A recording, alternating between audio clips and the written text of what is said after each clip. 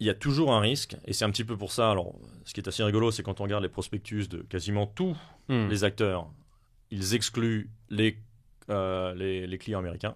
Ok, ouais, bien sûr. Parce que le régulateur américain est extrêmement rigoureux sur justement cette reclassification.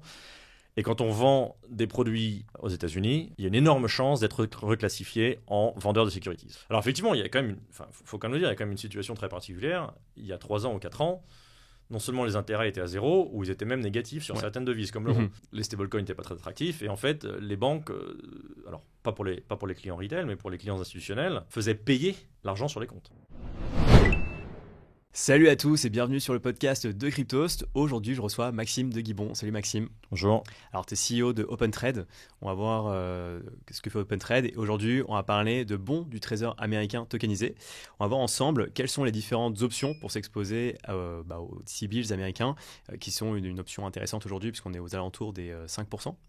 Il y a pas mal de solutions blockchain qui permettent de s'y exposer. Et on rappelle, les bons du trésor américain sont des titres de dette émis par le gouvernement américain pour financer ses dépenses. Et ils sont garantis par le gouvernement américain, donc ils sont plutôt considérés comme un actif sûr. Alors ceci n'est en aucun cas un conseil en investissement. Avant que l'épisode ne commence, n'oubliez pas de vous abonner à la chaîne Cryptostalk si ce n'est pas encore déjà fait. C'est la chaîne secondaire en fait sur laquelle on publie tous les épisodes du podcast et vous pouvez retrouver l'épisode une semaine à l'avance. Une fois qu'on s'est dit tout ça, Maxime, je te propose de faire un tour d'horizon des différentes solutions sur le marché qui existent pour s'exposer aux bons du trésor américain via la blockchain, et on verra justement OpenTrade en fait partie. Je te laisse un peu la parole. Oui, exactement. Merci. Peut-être pour du contexte, c'est vrai que c'était assez récent. On va dire la remontée des taux et l'engouement pour les stablecoins font qu'on se retrouve avec une population. Alors je ne sais pas, les stablecoins, on en est à quelques centaines de milliards de stablecoins au total. Ouais. On se retrouve avec des investisseurs qui ont des dollars ou des euros ou d'autres devises, effectivement, qui se retrouvent à vouloir les investir. Autant pour certaines cryptos, on peut les staker, l'Ethereum, Solana, etc., et générer du yield. Autant, effectivement, pour des stablecoins, il y avait très peu de solutions d'investissement dans la mesure où soit on les prêtait à des acteurs un petit peu d'un modèle traditionnel comme des Celsius Network, des BlockFi à l'époque. Effectivement, l'histoire fait que c'est peut-être moins populaire que ça ne l'a été. On rappelle ces deux entreprises qui ont fait complètement faillite. Qui ont fait faillite, qui empruntaient des cryptos en tout genre et qui les prêtaient à des contreparties avec une gestion des risques plutôt aléatoire et comme je pense les investisseurs l'ont vu, une protection quasi nulle aux prêteurs. Donc effectivement, il y avait peu de solutions ou pas de solutions pour les stablecoins, surtout dans la mesure où les émetteurs de stablecoins, que ce soit Circle, que ce soit Tether, ne peuvent pas aujourd'hui rémunérer les investisseurs ou les holders de leur stablecoin, puisque ça les ferait rentrer en fait dans la catégorie des titres financiers ou securities, qui est extrêmement régulée. Et forcément, aucun des émetteurs ne veut rentrer dans cette catégorie. Alors, sachant qu'il y a des stablecoins aujourd'hui qui rémunèrent les détenteurs avec du yield, mais c'est en général des stablecoins décentralisés qui font ça. Décentralisés ou alors qui ont une espèce de niche en termes d'investisseurs. Mais en règle générale, on va dire un stablecoin dont l'émetteur distribuerait du yield ou de l'intérêt serait grosso modo classifié comme une securities, ce qu'ils essayent tous d'éviter à tout prix. Et on a vu d'ailleurs, même sur les autres cryptos, des cas comme Ripple, Coinbase, etc., qui sont en procès continu avec la SEC aux États-Unis pour justement se démarquer, alors pas que sur du stablecoin, mais du statut de securities pour les cryptos qu'elles custodient, qu'elles prêtent, etc. Donc effectivement, il y a ce besoin de générer des intérêts et il y a très peu de solutions. Alors effectivement, quand les taux d'intérêt sont bas, ce qui était le cas il y a encore 3-4 ans, il y avait très peu de chances de pouvoir se rémunérer, on va dire, correctement avec des actifs un petit peu traditionnels. Et c'est sûr, effectivement, les taux du trésor, comme tu l'as bien mentionné, aujourd'hui, alors on est retombé un petit peu en dessous des 5%. Je regardais hier, on est à 4,96 sur du 28 jours. en termes de T-bills, mais ça reste quand même beaucoup mieux que zéro. Ouais. Et surtout, c'est un intérêt qui est, si les investissements sont faits sur des T-bills, ou même en euros sur des bonds des gouvernements européens, l'asset le plus safe, le plus sûr de sa catégorie. Le jour, si jamais le gouvernement américain fait un défaut sur sa dette, bon, il y aura mal dans le monde. Voilà, il y aura beaucoup plus de problèmes que purement de l'intérêt sur des stablecoins. Ouais. Donc voilà un petit peu on va dire la raison de l'engouement, on va dire soudain, c'est qu'on a un asset qui ne génère pas d'intérêt, qui peut être investi maintenant sur des produits relativement sécurisés et qui génère un retour sur investissement. Alors c'était 5,20, 5,30, c'est maintenant passé un peu en dessous de 5. Avec la baisse des taux, ça va continuer un petit peu à diminuer, mais on reste quand même dans des niveaux assez intéressants. Sur l'euro, on est plus sur du 3,50, 3,54. Ok. Dans ce genre de choses. Donc voilà un petit peu le contexte. Le contexte. Alors, faut toujours faire un petit peu attention quand on dit on va acheter des bills tokenisés. Parce qu'en fait, la réalité, c'est que les bonds du gouvernement américain ne sont absolument pas tokenisés. Ils sont émis par le Trésor dans des banques tout à fait traditionnelles et vendus au marché d'une façon extrêmement traditionnelle avec des acteurs purement traditionnels. Et d'ailleurs, tu l'expliquais justement en off juste avant, c'est que tous les acteurs dont on va parler là, en fait, finalement, ce sont des surcouches de ces bons du Trésor, ils vont les tokeniser, mais le gouvernement américain, pour avoir vraiment des bons du Trésor tokenisés en tant que tel, il n'y a que le gouvernement américain finalement qui pourrait le faire, quoi, de façon native. En général, il n'y a que l'émetteur d'un asset financier qui peut le tokeniser à sa vraie valeur. Ouais. Alors, on peut débattre pendant des heures de pourquoi c'est pas fait, ce qui est fait, ce qui n'est pas fait. Aujourd'hui, en termes d'assets tokenisés, qu'est-ce qu'on a ? On a les cryptos, encore, ça tout le monde connaît. On a les stablecoins qui sont émis nativement dans leur devise. Alors, peu importe ce qui back le stablecoin, mais c'est du dollar, de l'euro, etc. On a les NFT qui représentent un petit peu ce qu'on veut, mais généralement des images de l'art, etc. On a certains fonds dont les parts de fonds peuvent être tokenisées nativement. Et ça, on va en reparler parce que la majorité des solutions, en fait, ne tokenisent pas le sous-jacent, mais tokenise les couches ou les structures qui achètent ces sous-jacents. Quelques dettes privées peuvent être tokenisées. Donc, je peux décider en tant qu'institutionnel de dire, ben voilà, je vais vendre un petit peu comme un ICO à l'époque, mais sur de la dette et non sur de l'equity. On a quelques dettes publiques. Donc, on a vu le European Investment Bank qui a émis des bons sur 3 ans sur des chaînes généralement privées ou publiques. HSBC a fait pareil, Goldman Sachs a fait pareil sur leur plateforme. Très difficile d'accès, très peu liquide, plus pour un effet d'annonce que pour un véritable aspect commercial. Et la dernière, on va dire, catégorie, c'est effectivement ce qu'on appelle un right sur des fonds traditionnels, sur des money market funds, ce que fait par exemple Archax, qui est un acteur de la crypto en Angleterre. Et pourquoi tout ça ? Parce que le régulateur n'autorise pas généralement les émetteurs traditionnels d'émettre nativement des fonds d'une manière ou d'autres assets d'une manière tokenisée. Donc voilà un petit peu le dilemme, ouais. C'est-à-dire qu'on a toute une catégorie d'investisseurs dans le Web3 qui sont majoritairement investis en crypto et en stablecoin, qui opèrent des wallets, mais finalement tous les sous-jacents sont tout à fait dans une partie traditionnelle, avec des émetteurs traditionnels. Et donc du coup, il a fallu trouver des solutions pour faire le lien, faire le bridge entre le Web3 et ces assets qui sont dans le monde traditionnel. Exactement. Et en fait, donc on va voir, il y a plusieurs solutions pour englober ces assets, ces bons du trésor, pour justement, en fait, ils vont apporter une surcouche pour tokeniser justement ces bons du trésor.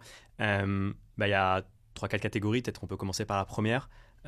Celle dans laquelle on peut placer backed finance, où en fait ce sont des SPV, donc des véhicules non régulés qui sont tokenisés et qui achètent des T-bills à un broker ou des parts de fonds existantes. Alors ça marche un petit peu. Alors peut-être pour parler dans un langage crypto, c'est comme les wrapped BTC. Ouais. Donc les bitcoins wrappés qui sont émis sur Ethereum, c'est-à-dire qu'on va acheter un asset d'un côté et on va créer une structure pour l'englober et la revendre ailleurs d'une manière un petit peu différente. Ouais. Donc effectivement, dans ce que fait Bakkt par exemple, c'est alors, de mémoire une structure indépendante, une SPV à Jersey, qui va acheter des actifs. Alors, ils vont certainement lister les actifs qu'ils achètent, hein, mais c'est effectivement des bons du trésor, c'est des money market funds, c'est des choses assez sécurisées.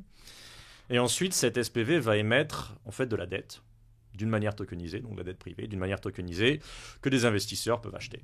Et donc, du coup, comme la SPV n'a pour seul but que de récupérer de l'argent de ces investisseurs et de l'investir dans des titres, on va dire, sécurisés, le risque pour l'investisseur est en fait la SPV en elle-même, mais finalement la SPV n'a que seul but d'acheter des assets sur le marché traditionnel. Ouais. Et c'est une manière indirecte d'avoir pour l'investisseur final accès en fait à de l'intérêt basé sur des assets traditionnels, mais pas directement. Ok. Et en sachant que, alors pardon, je te coupe. Non, vas-y. En sachant, et ce qui est extrêmement important dans notre conversation d'aujourd'hui, que ce soit des parts de fonds, que ce soit de la dette qui est émise par des SPV, des institutionnels, etc., ou que ce soit des fonds eux-mêmes, ils sont classifiés en tant que titres financiers, en tant que securities. Ok. Ce qui ne permet pas à tout un chacun d'investir, ce qui contraint en fait soit l'émetteur, soit l'investisseur, soit le distributeur, soit le marché en général, donc les échanges, etc., a pas mal de règles. Alors on peut rentrer dans quelques règles en détail, mais typiquement pour des securities ou pour des titres financiers, il faut être un professional investors ou qualified investors, etc. Donc, en gros, c'est un minimum un gros montant pour en acheter, je crois que c'est $100 000. Ou même pas, mais surtout, par exemple, avoir peut-être 5 millions de patrimoine, gagner peut-être $200 000 par an. Chaque pays a sa catégorie. On est sur ce type de règles. Mais effectivement, on est rarement en dessous du million d'euros ou de dollars de patrimoine. Et on est rarement en dessous de 100 000 euros d'investissement, au moins pour la première tranche. Donc le particulier ne sera pas du tout la cible de ce type de produit. Le particulier riche, peut-être la cible de ce type de produit. Mais c'est surtout pour des family office, des institutionnels, des investisseurs quasi professionnels. Et surtout, il y a une limitation extrême sur la façon dont on peut redistribuer ce genre de produit. Parce que qui redistribue ou distribue ce genre de titres financiers, dans le monde traditionnel, c'est vos banques, c'est des brokers, etc. Je ne veux pas nécessairement citer, mais ça va être les banques classiques traditionnelles, qui sont régulées, qui ont des licences, qui peuvent opérer que dans certains marchés. Et ça, dans un monde crypto, si on prend des échanges crypto ou des néobanques crypto, la majorité n'ont pas et ne veulent pas avoir ce genre de régulation, de licence, etc. Ouais, d'où le fait qu'elles vont travailler avec ce type d'acteurs qui vont tokeniser des bons du trésor. Donc, ces produits-là, le produit de Bakkt, par exemple, où dès que les gens émettent que ce soit des fonds ou de la dette, c'est véritablement à destination de l'investisseur final. Ouais. Donc, il faut que ce soit son propre argent. D'accord. C'est très rare qu'on puisse redistribuer ce genre de produit à du retail, comme tu l'as mentionné. Ouais. D'où la deuxième catégorie aussi. Là, on va parler de tokenisation de fonds, pour le coup, régulés. Ça va être le cas, par exemple, du produit en Beedle de BlackRock, de l'OUSG de Hondo Finance. Donc là, je crois que le risque de contrepartie il est plus faible parce que l'entité elle est régulée et qu'on ne va pas tokeniser des titres de dette, mais des parts directement du fonds. Et là, pareil, c'est un produit qui est réservé aux investisseurs qualifiés. Donc la cible, ça ne va pas être le retail, encore une fois, à moins que ce soit des personnes ultra riches. Alors, tout à fait. Donc, alors, ce qui est hyper intéressant avec le fonds de BlackRock, c'est que BlackRock aurait pu tokeniser un fonds américain classique qu'ils ont, les liquidity funds, des money market funds, etc. Comme on l'a dit tout à l'heure, le régulateur aujourd'hui ne permet pas de ces fonds à être tokenisés nativement. Donc, ce que BlackRock a fait, c'est qu'ils ont créé un fonds au Caïman ou au BVI, un des deux, dans un on va dire, une juridiction qui régule beaucoup moins ce genre de véhicules. BVI, je précise, c'est les îles Vierges britanniques. Les îles Vierges britanniques, pardon. Ouais. Pas de souci. Ils ont créé ce fonds qui investit à 100% dans un autre fonds BlackRock qui, lui, est, on va dire, régulé aux États-Unis. Et en fait, du coup, il y a plusieurs couches, des couches et des surcouches. Alors, ce qui est intéressant avec ce fonds-là, c'est qu'effectivement, sans rentrer dans les termes trop techniques, mais l'entité en fait qui maintient le registre des investisseurs. Pour chaque fonds, il y a une entité qui maintient le registre d'investisseurs. Ça s'appelle des Central Securities Depository en Europe, ça s'appelle des Transfer Agents aux États-Unis. C'est Securitize, qui est en fait un transfer agent digital. C'est-à-dire qu'eux vont, sur la blockchain, enregistrer qui sont les acheteurs de ce fonds. Donc, il n'est pas accessible. Il faut s'enregistrer avec Securitize en tant qu'investisseur pour pouvoir accéder à ce fonds. Je crois que le minimum là-dessus est 5 millions de patrimoine, etc. Donc, encore une fois, c'est beaucoup plus tourné vers des investisseurs institutionnels qui voudraient investir dans un fonds BlackRock sans passer par la case US dollar, mais en restant, on va dire, en stablecoin. La réalité, c'est qu'au final, les stablecoins sont envoyés, convertis en dollars, et en fait, tout se fait en fiat, de toutes les façons. Sachant que le USG, par exemple, de Hondo, tu peux l'acheter en USDC si tu en as envie. On peut tout à fait l'acheter en USDC et avoir des parts. Oui, tout à fait. Pour BlackRock, non, en l'occurrence, c'est pas le cas. Ouais. Si, on peut en USDC, mais ce qui se passe au final, c'est qu'ensuite l'USDC est converti. Complètement. Oui, tout à fait. Alors, sachant que par exemple, si on prend l'OUSG de BlackRock, de Hondo Finance, pardon, donc, qui est un peu dans la même catégorie, je crois qu'à l'époque, ils tokenisaient le fonds iShares de BlackRock, qui était un ETF, en fait, qui était exposé au bon du Trésor américain. Et maintenant, je crois qu'ils ont en collatéral à la place le fameux token BUIDL de BlackRock. Et donc là, en l'occurrence, directement, tu convertis tes USDC en BUIDL, enfin, ce que fait Hondo en tout cas. Alors qu'avant, je crois que le USG, ça pouvait prendre plusieurs jours, parce qu'effectivement, comme tu disais, les USDC étaient convertis en dollars, ça prenait plusieurs jours, tu étais dépendant du cycle des marchés traditionnels et donc pas ouvert H24. Et donc, il y a eu ce changement-là au niveau de l'OUSG. Mais finalement, c'est marrant parce que donc, BUIDL de BlackRock tokenise des bons du Trésor américain, et l'OUSG va finalement être une surcouche qui a comme collatéral du BUIDL. Ouais, alors il y a plusieurs raisons pour ça. Ouais. Raison numéro 1, le fonds BlackRock ne va pas accepter n'importe qui, Bien n'importe quand. Il faut avoir une certaine... Encore une fois, c'est plus pour les institutionnels. Donc si jamais je détiens des USDC, je ne vais pas pouvoir accéder au fonds BlackRock directement. Non. Je vais investir dans un fonds qui va investir dans le fonds BlackRock. En gros, c'est une manière qui est assez traditionnelle, assez classique, d'agréger une demande plus retail. Bien sûr.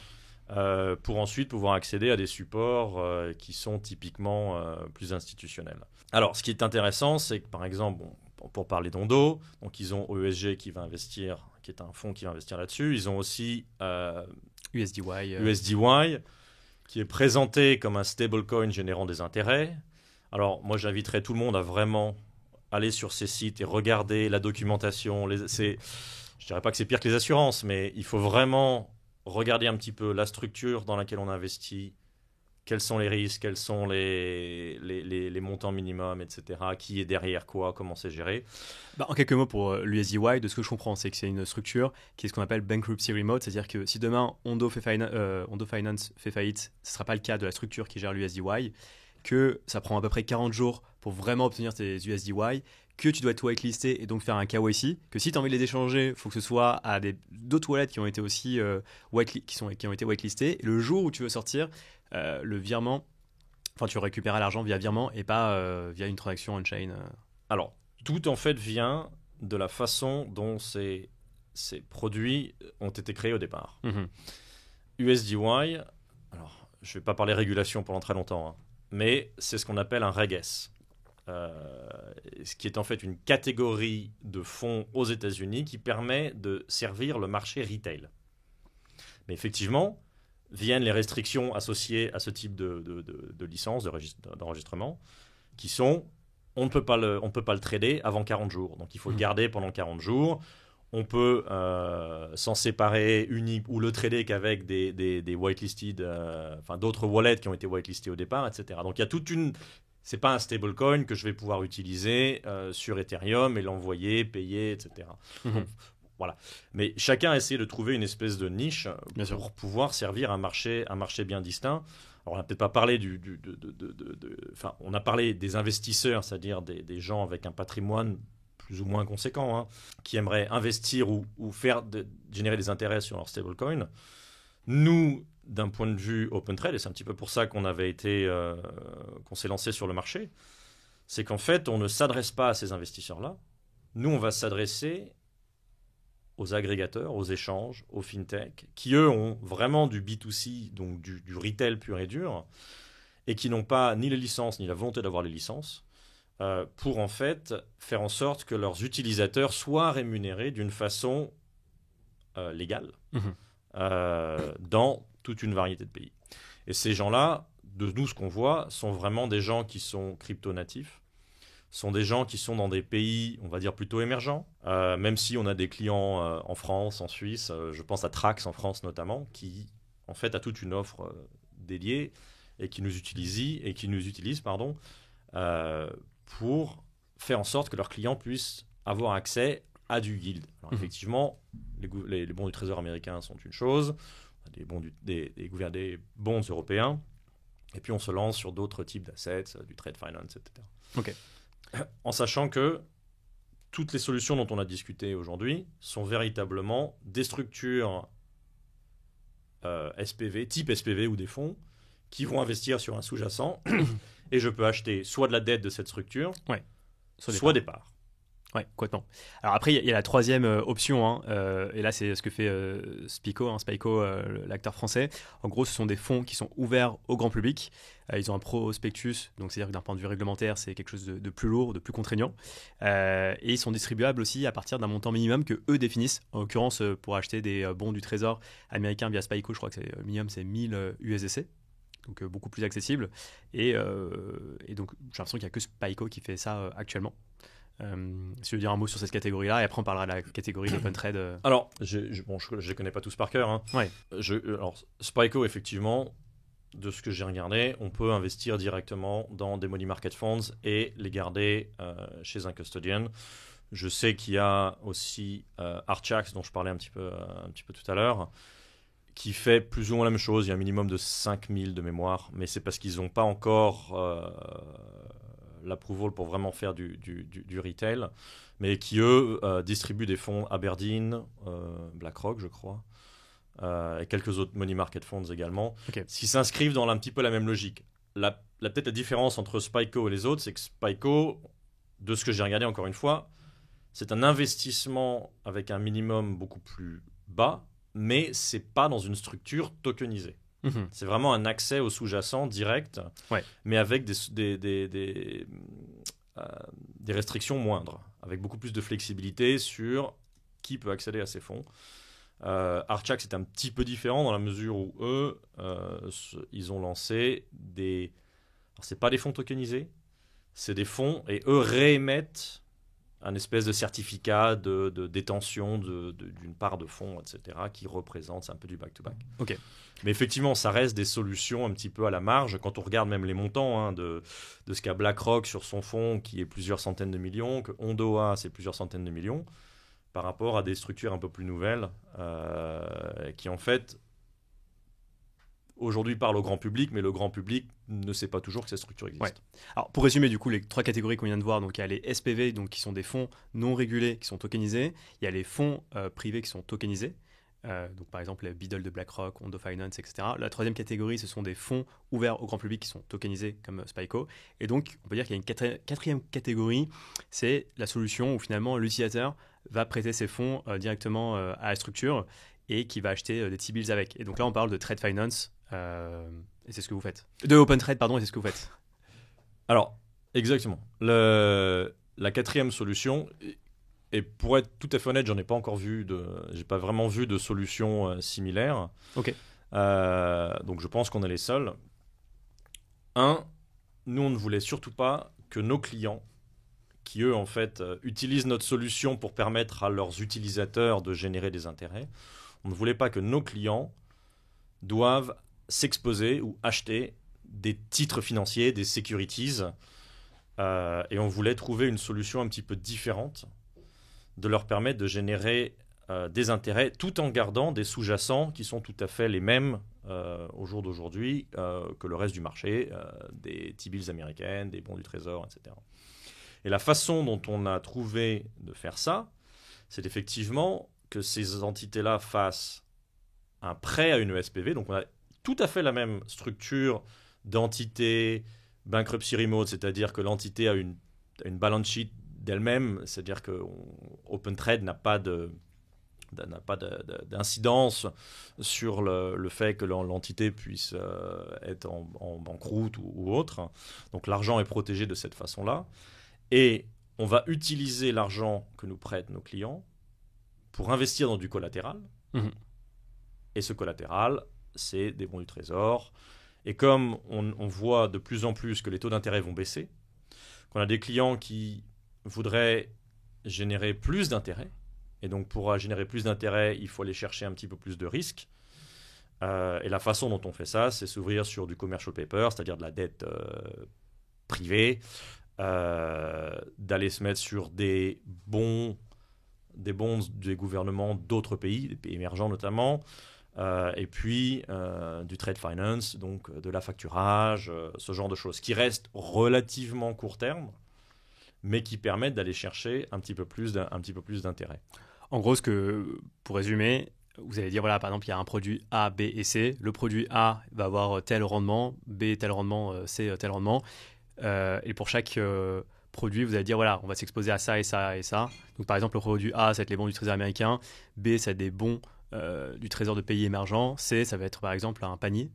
Exactement. Et justement, est-ce qu'il n'y a pas un risque de requalification? Parce que, in fine, ce que vous faites, c'est un moyen un peu détourné, peut-être je sais pas, de tokeniser ces éléments-là? Alors, il y a toujours un risque, et c'est un petit peu pour ça. Alors, ce qui est assez rigolo, c'est quand on regarde les prospectus de quasiment tous les acteurs, ils excluent les clients américains. Ok, oui, bien sûr. Parce que le régulateur américain est extrêmement rigoureux sur justement cette reclassification. Et quand on vend des produits aux États-Unis, il y a une énorme chance d'être reclassifié en vendeur de securities. Okay. Donc, on va dire qu'il y a des pays qui sont plus à risque d'un point de vue régulatoire. Ensuite, alors, forcément, nous, ce qu'on fait, c'est dès qu'on a un client dans un pays nouveau, on va aller rechercher via un cabinet juridique une opinion légale pour être certain qu'effectivement, la structure qu'on offre ne fait courir aucun risque, soit à nous, soit à nos clients, de reclassification, et de faire en sorte que ce ne soit pas une structure qui soit, on va dire, interdite dans le pays pour des raisons diverses et variées. Okay. Donc, oui, il y a toujours un risque. Ouais. Mais ça dépend des pays, et donc en fait, une vérification. On n'a pas, à part aux États-Unis, et encore, il y a certaines, on va dire, exceptions, mais on n'a pas encore rencontré ce genre de problème. Et ce qui permet, c'est vrai que d'un point de vue d'Open Trade, nous, on n'a aucune relation avec l'investisseur final. Ouais, et justement, j'allais y venir. Comment vous commercialisez du coup votre produit? C'est via des intermédiaires, donc des plateformes d'échange, des néobanques, je ne sais pas. Alors, c'est exactement ça. C'est des néobanques, c'est des échanges de crypto qui ont soit des déposits en stablecoin, soit qui ont du collatéral. La majorité des échanges ont du collatéral, que ce soit pour des dérivatifs, pour des perps, pour ce genre de produits financiers sur les cryptos, pour lesquels ils ont en réserve des stablecoins qui voudraient bien faire fructifier. Alors, ce qui est extrêmement intéressant, et je pense que tu entends parler tout à l'heure, il y a non seulement différents actifs financiers, mais il y a aussi différents types de clients. Je pense à des échanges. Si, par exemple, je suis un trader sur un des échanges partenaires qu'on a, qui s'appelle Wooex, qui est un échange plutôt sur l'Asie, ben, je vais vouloir faire de l'intérêt, mais sortir et rentrer et sortir extrêmement vite. Donc, je veux pouvoir mettre de l'argent aujourd'hui, le récupérer demain, parce que je veux trader d'autres devises. Donc, on peut faire du très très court terme, généralement pour des échanges, pour vraiment des traders, et on peut faire du plus long terme, on va prendre des néobanques en Amérique latine, qui eux ont créé toute une infrastructure stablecoin parce que y a une diversification des utilisateurs dans ces pays-là qui ne peuvent pas accéder au dollar directement, qui du coup ont une exposition au stablecoin, mais qui gèrent ça comme ils géreraient un portefeuille patrimonial quasiment. Et donc du coup là, on peut se permettre d'avoir des produits à un petit peu plus long terme, qui génèrent plus d'intérêt, mais qui sont bloqués. Pour te donner une idée, l'avantage des T-bills, c'est que les plus courtes sont 7 jours, et donc ce qui permet de garder de la liquidité. Ouais.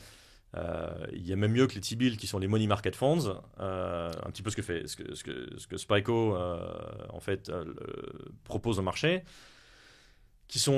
c'est déjà une couche, mais c'est une couche qui est généralement pas très chère et qui sont beaucoup plus liquides puisque là c'est de la liquidité journalière et qui donne quasiment la même exposition que des T-bills. Mm-hmm. Et ensuite, il faut faire attention. En fait, il faut vraiment adapter la structure, le sous-jacent, avec ce que veulent les investisseurs ou les clients potentiels. Complètement. Et alors, c'est intéressant, je pense, c'est de revenir aussi sur ce qui est en train de se passer. Parce qu'effectivement, vu qu'il y a des taux directeurs assez élevés, les plateformes d'échange ou autres brokers vont avoir de plus en plus tendance à rémunérer leurs clients. Je pense par exemple à 2 exemples. Le premier, c'est une plateforme c'est un broker d'actions qui s'appelle Interactive Broker, où tu déposes du cash dessus et directement, je crois que tu vas toucher un yield. Alors que là, on est en cash. Si on prend aussi l'exemple peut-être de Coinbase, sur Coinbase, tu peux dire voilà, mes USDC, j'accepte de toucher un yield.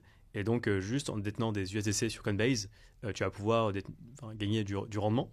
Et la question, c'est déjà comment s'y prend Coinbase et est-ce que c'est quelque chose qui pourrait se généraliser à toutes les plateformes d'échange Alors, c'est 2 choses différentes. Ouais. La façon dont ils génèrent leur intérêt, ils le font de 2 manières différentes. Ouais. Alors, je connais pas Interactive Broker, mais bon, on a quasiment la même solution sur nos custodians traditionnels. C'est-à-dire que les fonds n'auraient jamais sur un compte courant. Ils sont immédiatement investis sur un money market funds, on va dire, qui est quasiment du cash, qui est considéré plus ou moins comme du cash, mais qui génère des intérêts. Et donc, effectivement, c'est une manière de rémunérer les détenteurs de dollars tout à fait classiques. On ne parle pas de tokenisation ni rien du tout. Coinbase, alors, encore une fois, je ne travaille pas pour Coinbase, mais effectivement, ils utilisent, il y a plein d'échanges qui le font, leur propre trésorerie. Ils font ça, alors je ne sais pas si c'est du budget marketing, du budget acquisition client, mais ils vont rémunérer avec leurs propres fonds les détenteurs du SDC ou d'autres stablecoins. Mais ils font bien quelque chose de ces USDC. Ils ne vont pas juste les laisser dormir en banque, ils vont quand même peut-être les prêter aussi. Et justement, je me dis peut-être via un produit dont on vient de parler, type un OUEG ou un produit comme le vôtre. S'ils ont le droit de le faire, oui. Ça dépend un petit peu. Alors, encore une fois, quand vous quand vous mettez votre argent sur un échange, ça peut être fait de 2 façons. La première, c'est de dire l'échange devient le détenteur légal de l'argent et du coup, je les autorise à les investir. C'est un peu ce qu'on fait avec notre argent dans les banques. Quand on dépose son argent sur un compte bancaire, la banque l'utilise pour aller le prêter ailleurs. Ou alors, et ça, on rentre sur la partie un peu plus institutionnelle de la custody de crypto, c'est de dire ah non. Le custodian est là uniquement pour sécuriser les fonds, mais n'a aucun droit sur ces fonds, n'a pas le droit de le réinvestir, de le prêter, etc. Donc, ça dépend. Je pense que pour la partie retail, c'est effectivement la première solution. Ils ont les cryptos. Tant qu'ils gardent de la liquidité pour subvenir aux besoins de gens qui voudraient les retirer, etc., tout va bien et le surplus est investi. Et ensuite, ils passent une partie ou tous des intérêts à leurs clients. Ok. Et d'ailleurs, tu parlais de banque. Tu penses que dans un futur proche, on pourrait être rémunéré pour détenir du cash en banque ou en France, c'est un cas un peu particulier Alors, tu sais, moi, ça fait 6 mois que je suis en France, après 20 ans à l'étranger. Ouais. J'ai rarement vu des banques qui ne rémunéraient pas les comptes courants. Ouais. Donc, je pense qu'il y a sûrement on va dire une situation un peu unique franco-française. Il n'y a pas de raison de ne pas rémunérer. Dès que l'argent peut être investi, l'argent génère des intérêts et ensuite les intérêts peuvent être renvoyés à leurs investisseurs. Ce que tu dis, c'est que quand tu étais à l'étranger, tout le temps, en fait, ton cash en banque était rémunéré sans faire quelconque action. Ouais, ok. En général, oui. Alors, c'est pas des intérêts fous, mais oui, mais c'est déjà ça, quoi. C'est des intérêts. Alors, effectivement, il y a quand même, faut quand même le dire, il y a quand même une situation très particulière. Il y a 3 ans ou 4 ans, non seulement les intérêts étaient à zéro, ou ils étaient même négatifs sur certaines devises, comme l'euro. Donc, les stablecoins n'étaient pas très attractifs, et en fait, les banques, alors pas pour les clients retail, mais pour les clients institutionnels, faisaient payer l'argent sur les comptes. Ouais. En Angleterre, c'était comme ça. En Allemagne, c'était comme ça. Ouais, au-delà d'un certain montant, c'était l'inverse. C'est-à-dire qu'on était pénalisé si on déposait de l'argent en banque. Ouais. Donc, c'est quand même extrêmement corrélé avec la situation des taux du marché. Complètement. Et pour revenir aux plateformes d'échange, je me posais la question suivante, c'est aujourd'hui, si demain, toutes les plateformes d'échange proposent à leurs utilisateurs, tu vois, de s'exposer à des bons du Trésor, par exemple, américains, finalement, est-ce qu'elles peuvent proposer la solution de Ondo ou de Spyco ou la vôtre, ou c'est quoi la différence? Ce serait quoi les contraintes selon les... je veux dire, ce serait pareil d'un point de vue utilisateur Alors, elles le font aujourd'hui. Hein, quand vous cliquez sur l'option, alors je sais pas, ça s'appelle Earn, Yield. Sur Coinbase, par exemple. Sur... tout, d'ailleurs. Pour être honnête, sur la majorité des plateformes, maintenant, dès que c'est permis. Alors, et c'est vraiment ça la grosse différence. C'est dès que c'est permis, ils le font. Donc, encore une fois, on peut investir sur du DeFi, on peut investir sur du staking, et maintenant, on peut investir sur des solutions. Alors, c'est pas toujours... Si c'est de l'open trade, des solutions open trade, nous, on sera pas visible. On n'investit pas dans open trade. Nous, on est juste un facilitateur pour que les gens récupèrent du yield. Mais effectivement, on peut acheter un token Ondo, on peut acheter un token Open Hidden. On peut acheter un token Future State, etc. Mais est-ce que la contrainte justement, c'est que la personne, vu que normalement c'est des produits qui sont sujets à vérification d'identité, est-ce que la vérification d'identité faite par l'échange suffit ou pas? Et sachant que normalement c'est des montants minimum. Alors là est tout le problème. Il y aura toujours un montant minimum. Il y aura toujours une qualification ou un onboarding plus poussé des investisseurs pour qu'ils rentrent dans la case des qualified professional investors, etc. Et il y aura surtout un problème de licence au niveau de l'échange. Donc, il faut que l'échange puisse avoir les licences réglementaires pour proposer ce genre de securities à ses clients retail. De ce qu'on a vu, ça fait beaucoup de contraintes, ce qui fait que les échanges aujourd'hui restent sur la partie, on va dire, non régulée du staking et de l'accès au DeFi. Et du coup, les solutions open trade qui viennent en fait comme, on va dire, un compromis entre avoir accès au sous-jacent d'une manière indirecte sans rentrer dans j'achète des parts de fonds ou j'achète des securities. Parce qu'en fait, tu as un taux, tu prêtes finalement open trade, c'est marqué, et en fait, c'est un taux, c'est un prêt à une boîte et pas un achat d'un sous-jacent. Exactement. Ok. Et d'ailleurs, tu peux donner un autre exemple, tu parlais d'un exchange asiatique, est-ce que tu as un deuxième exemple de boîte avec laquelle vous bossez en exchange, par exemple, ou une banque Alors, il y en a plusieurs. Donc, Wuex qui est, je crois, à Taïwan, mais qui est un échange aux Seychelles. Il y a Trax, pour parler d'une boîte française, qui, elle, a plusieurs produits. Donc, elle a des indices de crypto et elle a un produit sur lequel on peut investir des stablecoins et générer des intérêts. Via vous, du coup donc, via OpenTrade, même si sur la plateforme, vous ne verrez pas OpenTrade, puisque nous, on ne parle jamais à l'investisseur final. Un de nos plus gros clients, c'est une néobanque en Colombie qui s'appelle Litio, qui, encore une fois, est une néobanque, on va dire quasiment purement crypto, mais qui permet un petit peu comme ce dont on parlait sur les banques traditionnelles, qui permet à ses clients d'investir leur excédent de stablecoin sur divers produits. Et je pense qu'ils seront un des pionniers justement sur cette diversification sur du trade finance, des emerging market bonds et ce genre de produits. Ok. Et dernière question, c'est vrai qu'il y a eu un engouement des bons du Trésor tokenisés, on l'a dit, parce que tu vois, il y a eu une explosion des taux directeurs, on a dépassé les 5%, mais à terme, c'est peut-être pas viable parce que si les taux directeurs redeviennent sur des niveaux plus bas, finalement il y aura moins d'intérêt. Mais peut-être que c'était un produit d'appel intéressant, tu vois, pour populariser aussi ce qu'on appelle les reward assets. Et pour toi, c'est quoi les assets qui pourraient être arrivés ensuite, qui pourraient avoir une hype sur la blockchain je sais pas, ça pourrait être de l'or, des actions tokenisées. C'est quoi pour toi les prochaines étapes de ce marché des reward assets Alors, je pense que le meilleur exemple, c'est de regarder la réserve que Tether publie. Parce que bon, Tether, ils ont exactement le même problème. Ils récupèrent du dollar. Ah ouais. Eux, il faut qu'ils l'investissent pour des raisons commerciales. C'est uniquement pour se financer eux et pour générer du profit. Quand les taux étaient très bas. Alors, si on regarde Tether aujourd'hui, c'est quasiment 100% bon du trésor américain. Pourquoi ? Zéro risque, 5% de return. Ça marche. Qui gère beaucoup de trésors. Enfin, j'ai pas regardé récemment, mais ils doivent avoir au moins 120 milliards, pardon, oui. Enfin, c'est des entreprises, on le disait.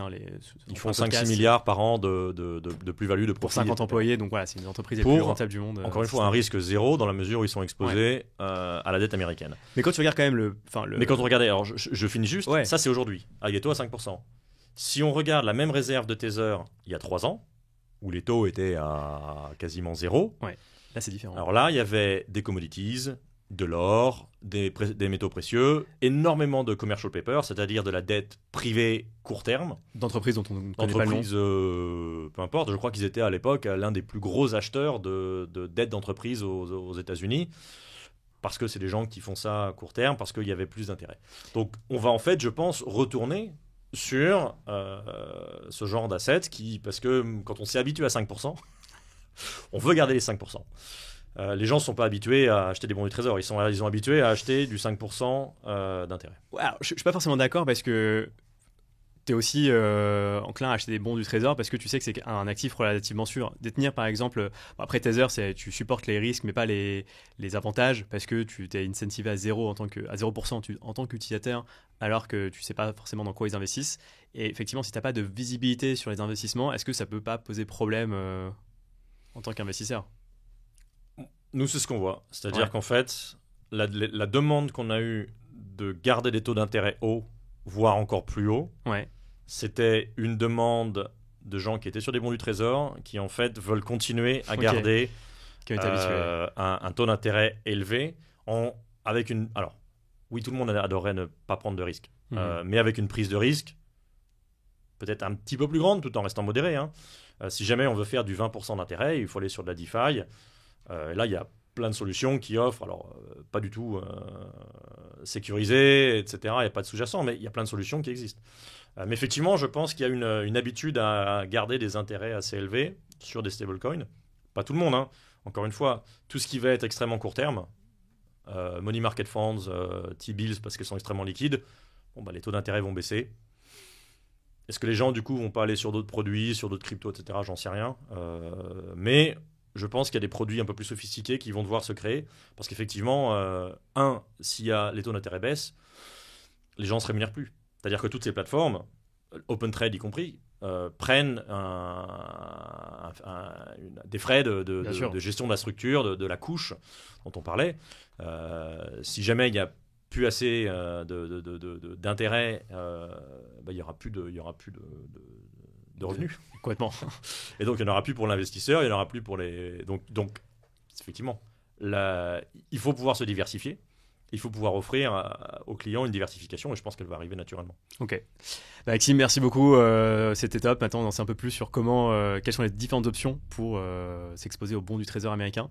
D'ailleurs, je ne sais pas, c'est un peu le moment de carte blanche. Est-ce qu'il y a un autre sujet dont tu voudrais parler pour la fin Peut-être un conseil à tout le monde, c'est vraiment de regarder sur tous ces investissements, que ce soit sur du yield, crypto, non-crypto, etc. Malheureusement, il faut regarder dans les détails. Il faut vraiment se poser la question de comment le yield est généré. Effectivement, on a un site web qui est assez bien fait, puisque nous, on est plutôt transparent. Donc, on a vraiment mis toutes les structures, opentrade.io. Et en fait, on a vraiment décrit... mais j'ai trouvé pas mal d'autres sites, les sites de Hondo, OpenEco, Spyco aussi, il détaille vraiment en détail les différentes... donc, allez regarder, soyez curieux, bien sûr. Posez des questions. Mais effectivement, je serais ravi de pouvoir revenir et te dire comment est-ce qu'on a diversifié en fait la génération d'intérêt pour des clients. Aujourd'hui, c'était des bons de trésor, mais est-ce qu'il y a d'autres choses qu'on a trouvées qui effectivement permettent de garder des intérêts élevés en minimisant les risques? Yes. Dans quelques mois. À suivre. À suivre. Merci beaucoup. Merci Gary.